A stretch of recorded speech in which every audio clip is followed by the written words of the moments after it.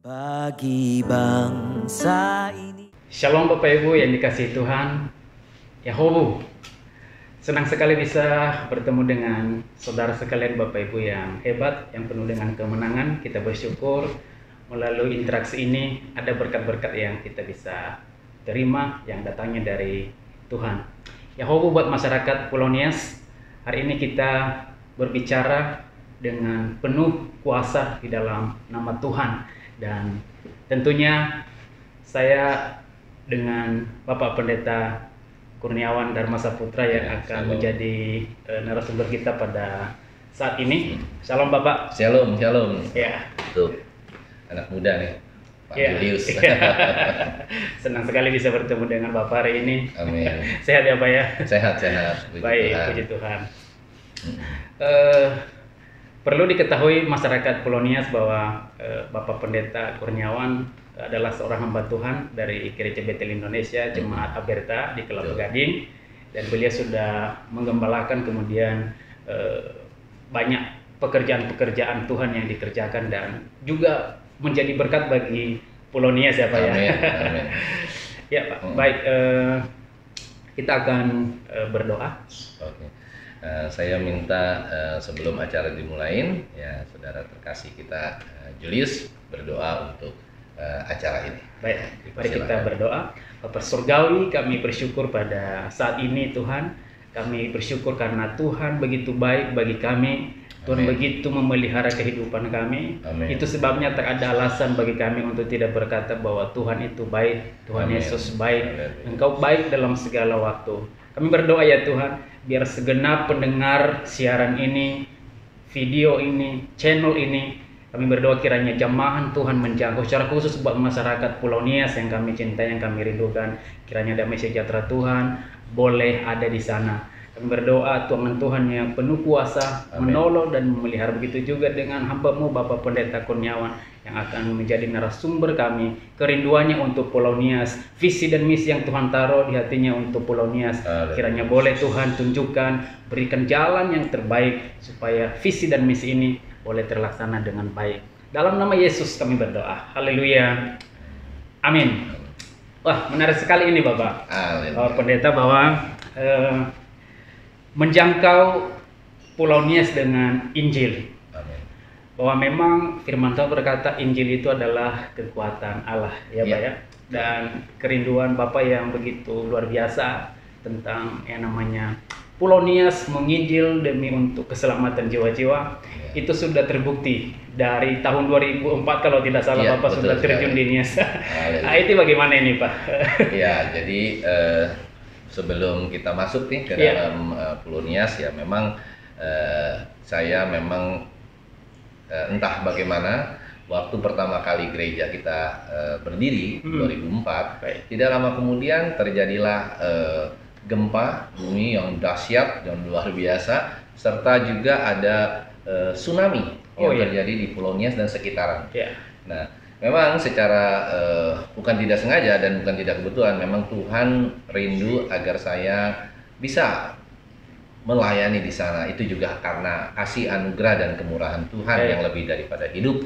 Nah, oleh karena itu pada tahun 2004, 2005 dan seterusnya, saya mencoba untuk bisa menjembatani atau melakukan kehendak Tuhan di sana. Nah, oleh karena itu hari ini saya rindu supaya kita semua bisa membangun kembali Kota Nias, menjadikan manusia menjadi manusia yang unggul, berkualitas, serta dapat menjadi berkat bagi banyak orang. Dan saya rindu hari ini kita mengambil satu materi yang tadi Julius sudah sampaikan, apa? Menjangkau Nias dengan Injil. Amin, menjangkau kepulauan Nias dengan Injil. Injil. Oleh karena itu, biarlah kita ambil satu tema di sini, yaitu kasih yang menyelamatkan.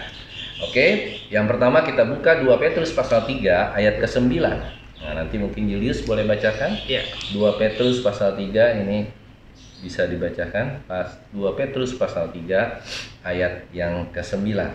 2 Petrus pasal 3 ayat yang ke-9. Betul. Demikian firman Tuhan.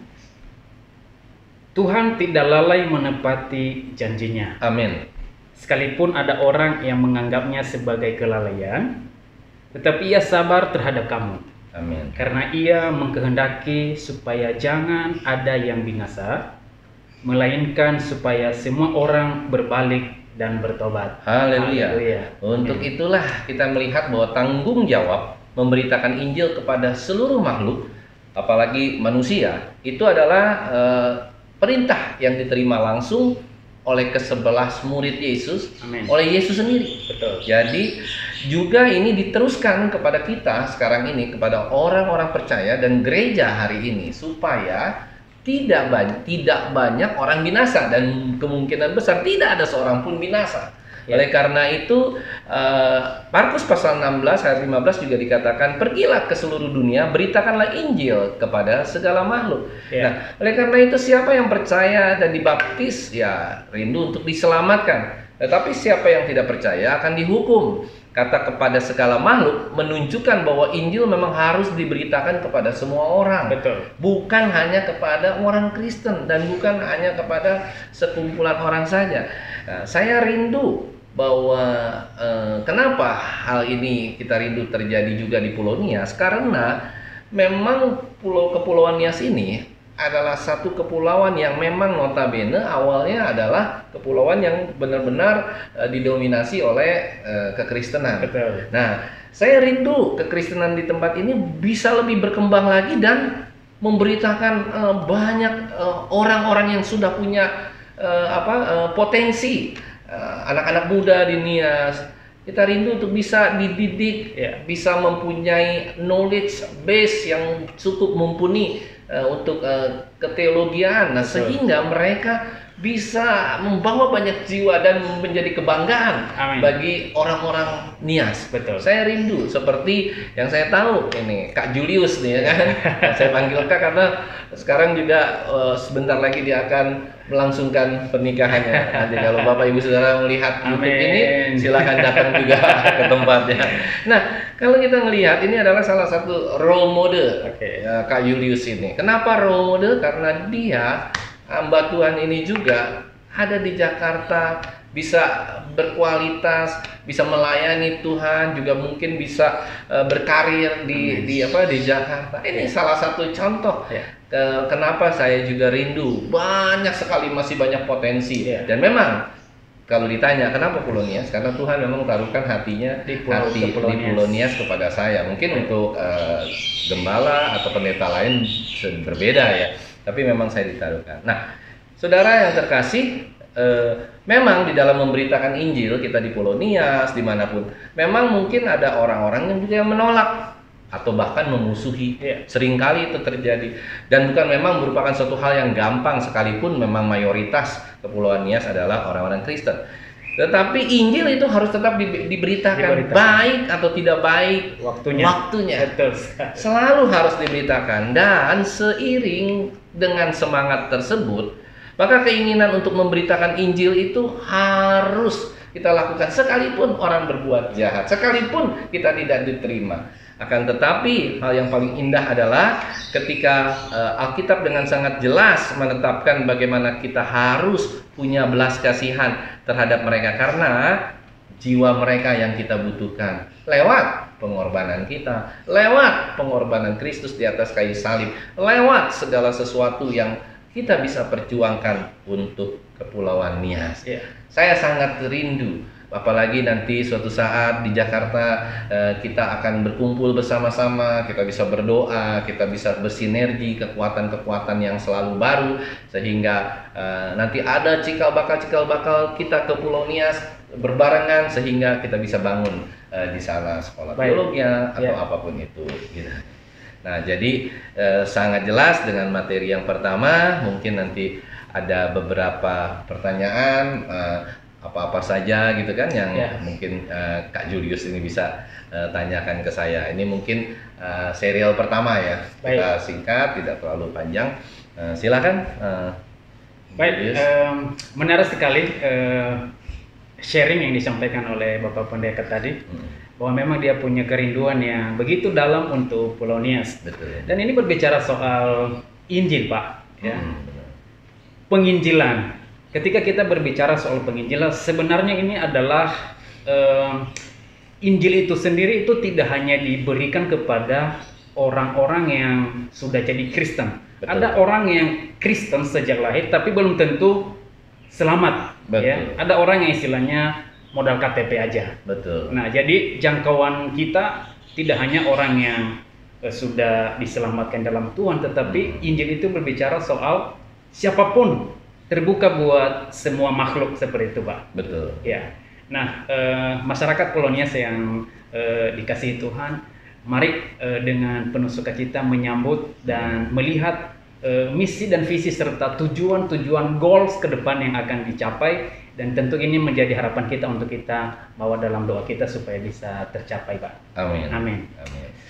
Ya, jadi memang menginjil itu bukan hanya yang tadi Kak Julius bilang, bukan hanya untuk orang-orang yang sudah mengerti Kristenan atau mungkin memang dia dari lahir sudah Kristen, karena belum tentu orang yang memang dari lahir sudah Kristen, betul, itu belum tentu pertumbuhan iman dan percayanya tetap konsisten terhadap Yesus ya, terhadap keselamatan. Kadangkala mereka-mereka ini yang sudah lahir dari lahir menjadi Kristen, bahkan sedikit rada kadang-kadang suka sedikit sombong bahwa dia udah pasti selamat. Orang bapaknya mungkin ayahnya seorang pendeta, ibunya seorang pendeta, dia pikir wah saya pasti anak Kristen dan sudah pasti diselamatkan. Belum tentu. Karena kita harus mengerjakan keselamatan itu dengan takut dan gentar akan Allah. Dan proses keselamatan itu harus tetap kita lakoni setiap hari agar keselamatan itu bisa kita capai, kita bisa raih, walaupun memang tetap ada anugerah Allah yang membuat kita menjadi selamat. Baik, tapi menarik sekali Pak tentang visi dan misi yang Bapak kerjakan ini untuk pekerjaan Tuhan. Kalau saya lihat dalam satu kebenaran firman Tuhan, ini saya baca di dalam kitab Roma Pak, pasal 10 ayat 14, 15, di sana dikatakan begini Pak. Tetapi bagaimana mereka dapat berseru kepadanya jikalau mereka tidak percaya kepada dia, gitu kan? Bagaimana mereka dapat percaya kepada dia, ini kepada Yesus ya, jika mereka tidak mendengar tentang dia? Bagaimana mereka mendengar tentang dia jika tidak ada yang memberitakannya? Dan bagaimana mereka dapat memberitakannya jika mereka tidak diutus? Nah, jika tidak diutus ini Pak yang paling penting, dan ini adalah step yang dicatat oleh firman Tuhan bahwa ada yang harus diutus, ada yang harus mengerjakannya. Dan Bapak mengambil bagian itu. Ya, betul. Puji Tuhan. Jadi puji Tuhan, Tuhan memilih saya secara langsung ya, bahwa wah Kurniawan, kamu harus ke sana. Itu memang ada di dalam hati. Betul. Bayangkan, padahal waktu itu baru saja kejadian, baru saja gempa bumi besar-besaran, baru saja tsunami. Dan orang-orang Nia saat itu sedang banyak yang sakit jantung. Sebelumnya juga ada tsunami di Aceh ya Pak? Iya, itu hampir berbarengan ya, hampir. Nggak lama kemudian Nias pun akhirnya kena. Nah, di situ banyak orang sakit jantung, anak-anak muda sakit jantung karena takut suatu saat trauma lah ya, suatu saat akan terjadi lagi tsunami, akan terjadi lagi gempa. Nah, sehingga kalau saya melihat bahwa ketertarikan kita menginjil di Pulau Nias itu memang begitu banyak yang harus kita lakukan. Salah satu adalah bagaimana caranya pembinaan rohani. Sehingga ketika pembinaan rohani ini kita bisa lakukan, bukan hanya kita church planting, hanya membuat gereja itu, tetapi pembinaan rohani pelan-pelan kita laksanakan di sana sehingga mereka bisa mengerti tujuan dan arti keselamatan buat hidup mereka yang sesungguhnya. Nah, itulah sebenarnya latar belakang dan saya ke sana itu berkali-kali dan banyak pengalaman-pengalaman seru di sana dari awal sampai dengan tahun terakhir sebelum pandemi 2017 atau 2018 terakhir saya ke sana aja sudah 4-5 kali ke Pulau Nias. Pernah juga bertemu dengan Papa atau Bapak dari Kak Julius ini. Tapi Pak, kalau dilihat ya Pak ya, di Nias itu kan kalau dilihat Nias itu daerah pedalaman ya Pak. Betul. Pelosok, jauh dari kota Pak. Betul. Transportasi pun susah ya Pak ya. Betul. Jalannya juga ya tidak seperti di kota-kota yang lain. Ini tantangan-tantangannya ke depannya. Nah, untuk hal itu Kira-kira apa yang menjadi daya tarik Pak masyarakat di Nias ini ada kerinduan untuk penginjilan di sana Pak? Padahal tidak semua hamba Tuhan bisa ke sana Pak. Tapi Bapak mengambil pilihan ini lagi Pak. Saya ada beberapa kali penginjilan saya nggak sebutin di pulau-pulau lain, bahkan di daerah lain. Ada satu yang saya lihat, satu karakteristik yang sangat menarik orang Nias atau orang kepulauan Nias. Semangatnya. Oh, semangat. Nah, itu yang saya tidak pernah temuin di beberapa area. Jadi saya lihat kalau saya ke sana, saya beribadah, waduh, semua orang bersemangat. Ya kan tadi saya baru selesai pelayanan orang-orang Nias juga 100% di Jakarta ini. Di Tanjung Priuk. Saya lihat semangatnya itu luar biasa, tepuk tangannya luar biasa. Benar-benar memang bukan dibuat-buat, rohnya mereka memang bersemangat. Nah, kan sayang kalau sampai semangat itu tidak dibina, tidak diberikan pupuk senantiasa sehingga mereka akhirnya melempem, jadi bias, jadi akhirnya jadi dingin Saya rasa kalau mereka bisa dibina, bisa menjadi manusia yang unggul, saya yakin dan percaya dari Pulau Nias, dari Kepulauan Nias akan banyak sekali penginjil-penginjil. Bukan hanya penginjil mungkin, nanti banyak orang-orang besar. Sekarang udah ada menteri dari sana. Betul. Nah, banyak orang-orang besar, para hamba Tuhan, para pengusaha, para apapun yang mereka bisa. Itulah kerinduan hati saya supaya terjadi pemerataan terhadap seluruh area di bangsa dan negara kita. Dan tentunya ini juga kita harus berpikir tentang ada programnya Pak, ada plan-plan yang akan dikerjakan. Nah, kalau untuk saat ini kan ini masih pandemi ya Pak. Tapi semangat Bapak saya lihat semangat sekali untuk menginjil Nias. Kita berdoa supaya pandemi juga cepat selesai kan. Dan tentunya program-program baik jangka pendeknya maupun jangka panjang, kira-kira apa yang bisa dikerjakan dalam waktu yang dekat ini? Nah, jangka pendek yang dalam jangka waktu dekat adalah memang sebenarnya saya kepingin kembali lagi ke sana. Pandeminya saya anggap sudah selesai walaupun belum selesai. Saya ingin ke sana kembali, yaitu mencoba melihat area di sana. Dan kebetulan memang Tuhan itu baik, sangat baik dan luar biasa baik. Saya dipertemukan oleh salah seorang orang Nias juga, pengusaha di Jakarta, di Indonesia. Nah, beliau waktu berbincang-bincang dengan saya, waktu awalnya kita mau bisnis peternakan babi, ya kan, kita mau, akan tetapi Bapak Ibu Saudara, ternyata di tengah perjalanan Tuhan rubah sehingga kita akhirnya sepakat. Beliau punya tanah di sana, ya kan, di daerah Lahewa, daerah Tuhemberua juga. Nias Utara itu Pak. Nias Utara betul. Nah, di ujungnya kan ada Afulu. Betul. Saya hafal sekali, walaupun bukan orang Nias, tapi seperti orang Nias kalau kita. Nah, jadi ketika nanti kita ada di sana, kita kepingin membuat jangka pendeknya adalah program sekolah SMA tapi untuk teologi, terus nanti program S1 juga untuk teologi.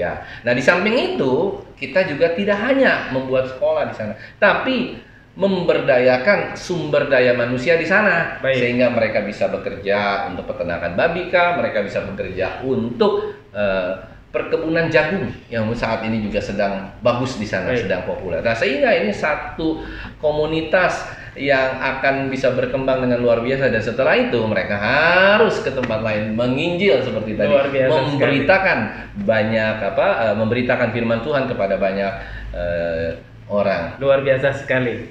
Berarti ini kelihatannya Bapak Pendeta selain membangun rohani tetapi juga membangun jasmani, holistik ya. Selain beriman tapi berilmu.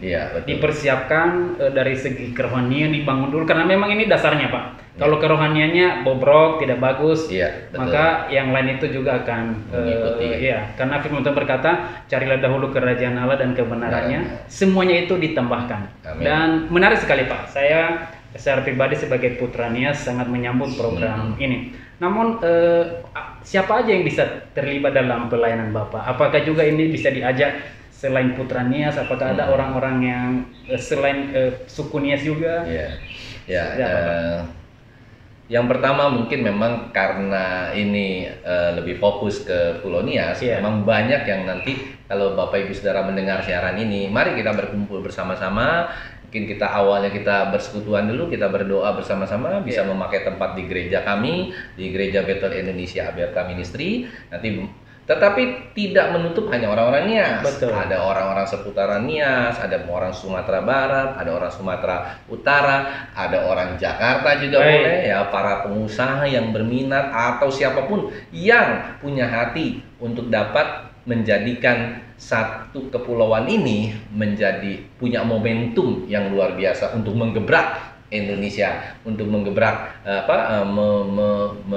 memberitakan Injil kepada seluruh bangsa khususnya di Indonesia. Dan tidak tertutup kemungkinan untuk kita bisa pergi ke daerah Eropa, Belanda, Jerman dan yang lainnya, sehingga Injil juga disebarkan di sana. Puji Tuhan. Ladang sudah menguning, siap untuk dituai. Kami rindu putra putri Nias itu bisa join, bergabung di dalam program ini, dalam program penginjilan di Nias. Yuk kita pulang kampung, lihat Pulau Nias yang kita beritakan kebaikan Tuhan di sana. Dan untuk itu bagi rekan-rekan, sahabat-sahabat muda, bagi masyarakat Pulau Nias ya, yuk kalau mau join dalam acara ini, dalam kegiatan-kegiatan yang bernilai dan membangun ini, boleh menghubungi nomor telepon yang akan tertera di bawah ini, melalui ada nomor telepon Deborah di nomor 087884790484, atau melalui nomor telepon Bapak Pendeta Kurniawan juga di nomor 087777315000, atau melalui nomor telepon saya sendiri Julius Zega 081314449299. Wah, ini menarik sekali Pak. Kita sudah sampai pada penghujung kegiatan kita, dan perbincangan kita ini sangat bernilai. Bukan hanya bernilai di dunia ini, tetapi saya melihat bernilai kekekalan. Amin. Nah, ini bagaimana kesimpulan? Kesimpulan akhir saya cuma satu hal, yaitu kita rindu bukan hanya sementara ini kan hanya Indonesia, hanya Jakarta yang begitu banyak hamba Tuhan, begitu banyak materi yang bagus-bagus. Nah, saya rindu ini bisa terjadi pemerataan di berbagai macam pulau. Awalnya mungkin hanya Kepulauan Nias. Nah, sehingga kepulauan ini boleh menghasilkan satu nilai yang kekal, yaitu mereka bisa masuk dalam kerajaan surga. Dan saya punya filosofi dan moto, pekerjaan Tuhan yang dikerjakan dengan caranya Tuhan akan dibiayai dan diberkati oleh Tuhan sendiri. Menarik sekali. Pekerjaan Tuhan yang dikerjakan dengan caranya Tuhan akan diberkati dan dibiayai oleh Tuhan sendiri. Oleh karena itu, mari Bapak Ibu Saudara yang terkasih, bersama dengan putra Nias, yaitu Bapak Julius Zega, dan bersama dengan saya, mari kita bersama-sama membangun kota Nias. Dan nanti pada serial berikutnya kita akan bahas bagaimana kita membangun manusia unggul di Kepulauan Nias, sehingga kita benar-benar bisa melaksanakan ini menurut amanat agung Kristus. Baik, puji Tuhan, Bapak Ibu sekalian pendengar yang setia, kita telah sampai pada penghujung kita pada acara pada saat ini, pada seri ini, dan tadi kita awali dengan doa dan sekarang kita akhiri juga dengan doa. Mau yuk, silakan. Ya, mari kita bersatu dalam doa. Bapa di surga, kami kembali mengucap syukur ya Tuhan, jikalau pada kesempatan yang indah ini kami telah sharing, kami telah bercerita tentang kebaikan Tuhan, secara khusus untuk visi dan misi yang Tuhan telah taruh di dalam hati Bapak Pendeta Kurniawan.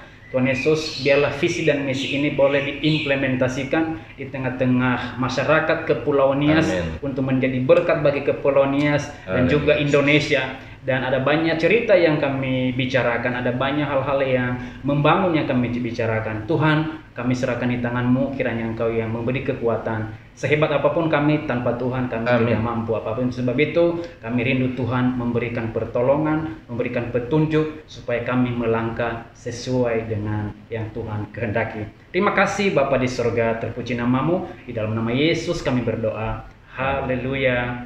Amin. Shalom. Shalom. Tuhan memberkati. Bagi bangsa ini